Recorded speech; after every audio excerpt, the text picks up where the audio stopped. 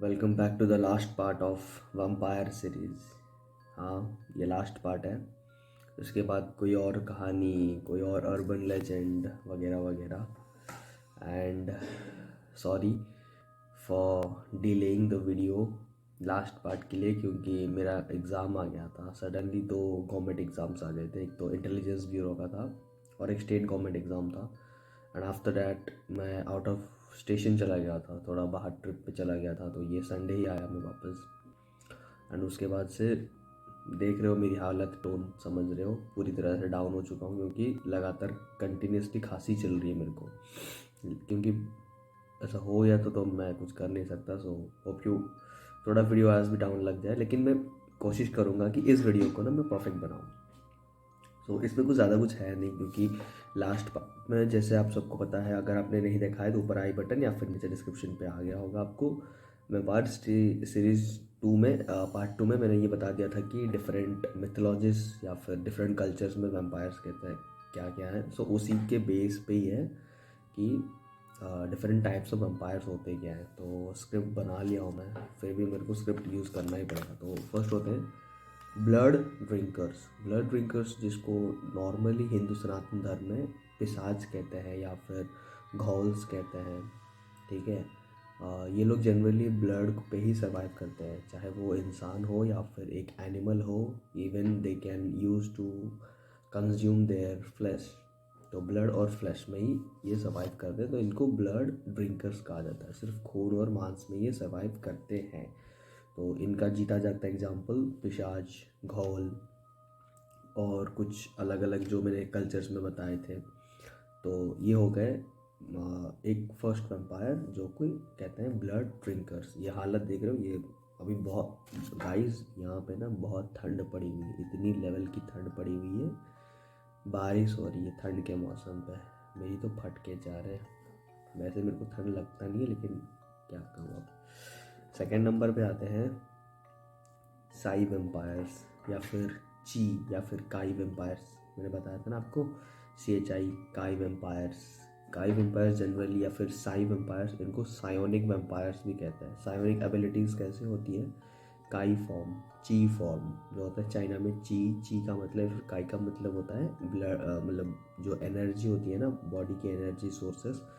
ये वो वेम्पायर्स होते हैं जो बॉडी के एनर्जी या फिर बॉडी के लाइफ फोर्स को कंज्यूम करके जीते हैं। जैसे जियांगसीज हो गए ना, जियांगसीज वैम्पायर जिनके बारे में मैंने आपको बताया था, वो चाइनीज़ कल्चर के वैम्पायर्स, ये बिल्कुल वही है। द सायोनिक वैम्पायर्स या फिर साई वैम्पायर्स कहते हैं, SPSI, शाई, क्योंकि इसमें पी साइलेंट रहता है, जैसे कि साइकोलॉजी हो गया वगैरह वगैरह। तो वही होता है सायोनिक वैम्पायर्स। ये लोग बेसिकली एक ह्यूमन के लाइफ फोर्स को कंज्यूम करते हैं। इवन इनसे मिलता जुलता एक और भी वेम्पायर है टाइप्स ऑफ में, जिनको सोल वेम्पायर्स कहते हैं। जो लाइफ फोर्स होता है वो हमारा सोल ही तो होता है ना, तो वो बेसिकली तो वो सोल को कंज्यूम करते हैं या लाइफ फोर्स को कंज्यूम करते हैं। सो इन दोनों में कोई ज़्यादा डिफरेंस है भी नहीं। You can not differentiate between these two, because almost they are same. ये हो गया दूसरा सायोनिक वेम्पायर्स। तीसरे होते हैं सेक्सुअल वेम्पायर्स।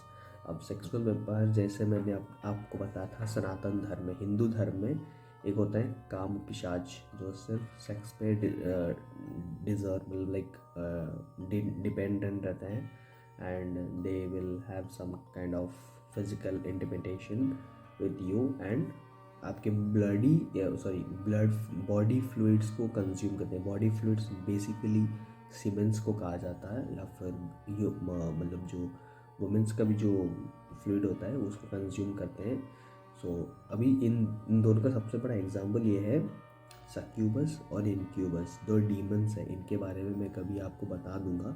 अगर आपने मेरा डीमन वाला एपिसोड देखा है, घोस्ट, डीमन, स्पिरिट्स वगैरह, पार्ट 2 या फिर पार्ट 1 में मैंने इसको बताया था। गाइस बहुत नींद आ रही है यार। तो ये हो गया सेक्सुअल वैम्पायर्स, जिसमें सबसे बेस्ट अगर मैं आपको बताऊं, इनक्यूबस और सक्यूबस, ये दो इतने बेहतरीन एग्जाम्पल्स है आपके लिए, आप सोच भी नहीं सकते। ये बेसिकली इनके ऊपर एक स्पेसिफिक वीडियो बनाऊंगा। ये बेसिकली डीमंस कहते हैं इनको, क्रिश्चियनिटी में डीमंस कहते हैं। क्या हो गया? क्रिश्चियनिटी में इनको डीमंस कहा जाता है। So even they you can conclude them as vampires. तो ये बेसिकली सेक्स पे ही डिपेंडेंट रहते हैं ये दोनों। आई थिंक इनक्यूबस को मेल कहते हैं एंड सक्यूबस को फीमेल कहते हैं। अगर मैं गलत हूँ तो प्लीज़ कमेंट बता देना। देन एलिमेंटल वैम्पायर्स फोर्थ पे आते हैं एलिमेंटल वैम्पायर्स। अब एलिमेंटल वैम्पायर्स है क्या? एलिमेंटल वैम्पायर्स उनको कहते हैं जो हमारे जो एनवायरनमेंट या फिर हमारे जो अर्थ पे जो एलिमेंट्स प्रेजेंट रहते हैं ना, उन वो सिर्फ उन्हीं के बेसिस पे ही जिंदा रहते हैं। लाइक विंड, लाइटनिंग, फायर, ये सब अलग अलग एलिमेंट्स हो गए। जैसे कि पंच महाभूत 5 एलिमेंट्स हो गए ना, अर्थ, वाटर, फायर, स्काई। तो बेसिकली इन्हीं पे ही वो बिलोंगिंग रहते हैं। देख इनको ना एक एंटी हीरो के टाइप में भी अब देखा जाता है। अगर आपने कभी मांगा या फिर एनिमे सीरीज देखा होगा तो उस पे ये लोग ज़्यादातर मतलब रहते हैं। अगर आपको पीछे बैकग्राउंड में कोई भी आवाज़ आ रहा है तो प्लीज़ इग्नोर कर देना, क्योंकि मेरे जस्ट पीछे मेरे नानू सो रहे हैं। यहाँ हम वो नानू आए हैं मेरे, तो प्लीज़ इग्नोर कर देना। हाँ, एलिमेंटल वैम्पायर्स को कहते हैं कि वो विंड और लाइटनिंग इन सब पे भी वो कंज्यूम करते हैं। एक और चीज़ है एलिमेंटल वैम्पायर्स से जुड़ा हुआ एम्फैटिक वैम्पायर्स भी कहते हैं, या फिर यू कैन से ये एलिमेंटल वैम्पायर्स का भी हूबहू एक नकल है। जैसे मैंने बता दिया ना कि psi vampires they can also considered as soul vampires, so you can also consider as elemental vampires to empathic vampires.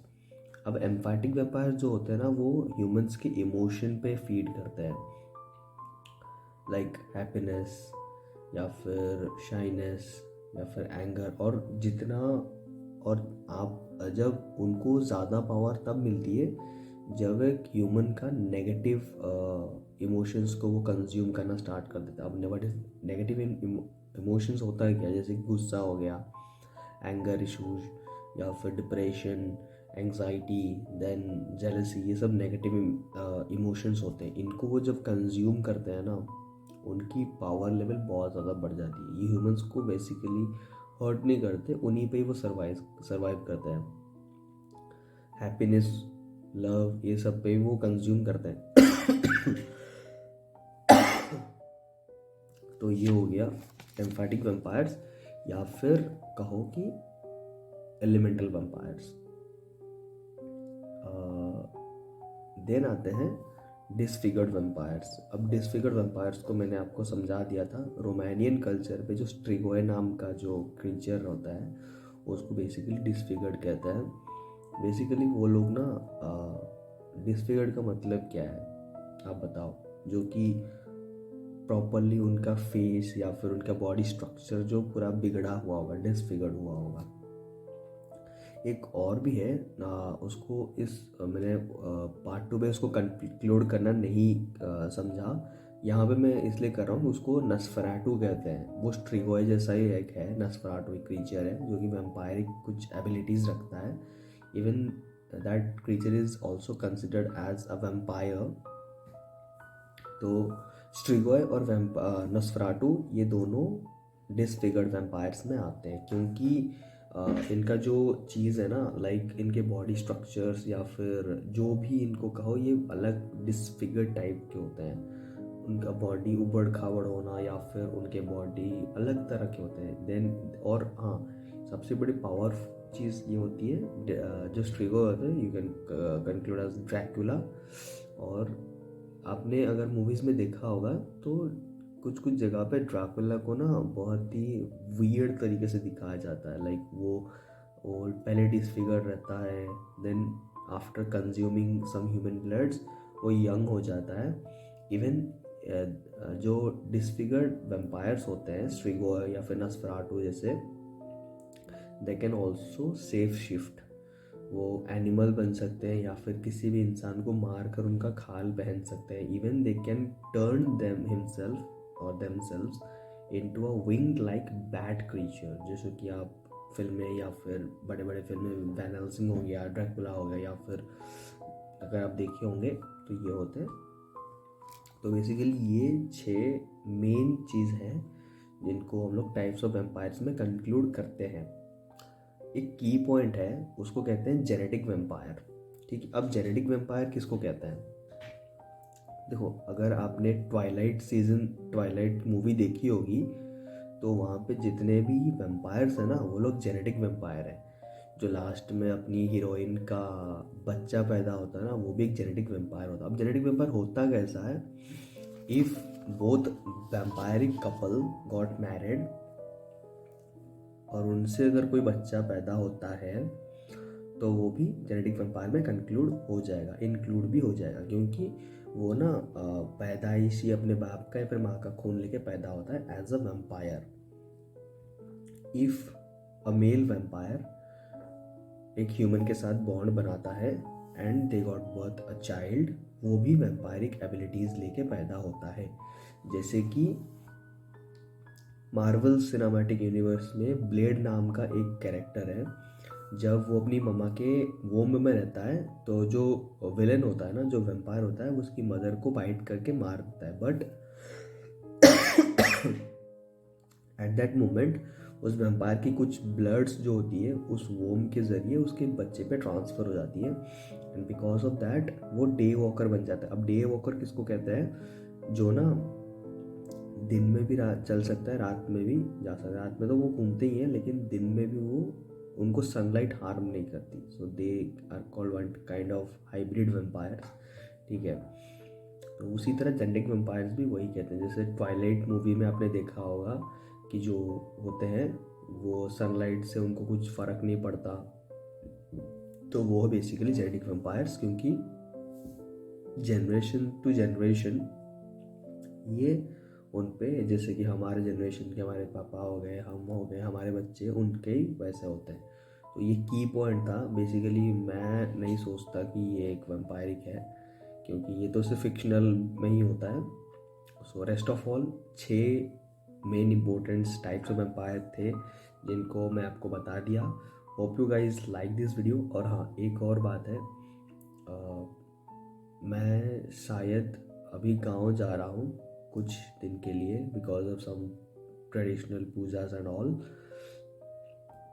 हो सकता है कि वीडियो नहीं आए। अगर नहीं आ रहा है तो सोच लेना कि कोई बड़ा वीडियो लेके आने वाला हूँ, क्योंकि मैंने आपसे वादा भी किया था कि मैं अपने मामा जी के गांव की कुछ चीज़ें दिखाने वाला हूँ, अगर होता है तो। So hope you guys like this video. Do like, share and subscribe to your channel and keep supporting me, keep love me. Please guys subscribe कर दो। आप बहुत मेरे चैनल को सपोर्ट करते हो, देखते हो, पर सब्सक्राइब नहीं करते हो तो वो थोड़ा बुरा लग जाता है यार। प्लीज़, मैं ज़्यादा कुछ तो मांगता हूँ नहीं आपसे। जितने भी फैक्ट्स बताता हूँ वो ट्रू फैक्ट्स ही होता है। रिसर्च लगता है, और गवर्नमेंट एग्ज़ाम्स की प्रिपरेशंस एंड यूट्यूब को संभालना थोड़ा मुश्किल हो जाता है मेरे लिए। बहुत जल्द जब आप मेरा 500 सब्सक्राइबर कर दोगे, आई नो आप लोग कर दोगे, प्लीज़ कर दो प्लीज़। ऐसी हालत में ये तबीयत भी ख़राब है, आपके लिए बना रहा हूँ वीडियो, प्लीज़ कर दो यार। कर दोगे तो आप सबके लिए एक सरप्राइज़ है। So hope you guys like this video.